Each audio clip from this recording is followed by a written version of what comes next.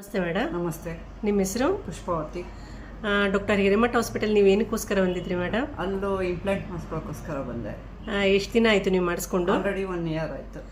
1 year ಆಯಿತು. ನಿಮ್ಗೆ ಹೇಗೆ ಅನಿಸ್ತಾ ಇದೆ? ನೀವು ಹೊಸ ಹಲ್ಲು ಹಾಕ್ಸ್ಕೊಂಡಿದ್ರಿ, ಇಂಪ್ಲಾಂಟೇಷನ್ ಮಾಡಿಸ್ಕೊಂಡಿದ್ದೀರಾ? ಹಾಕಿಸ್ಕೊಂಡ ಮೇಲೆ ನನಗೊಂದು ಒಳ್ಳೆ ಒಂದು ಇನ್ಸ್ಪಿರೇಷನ್ ಬಂತು.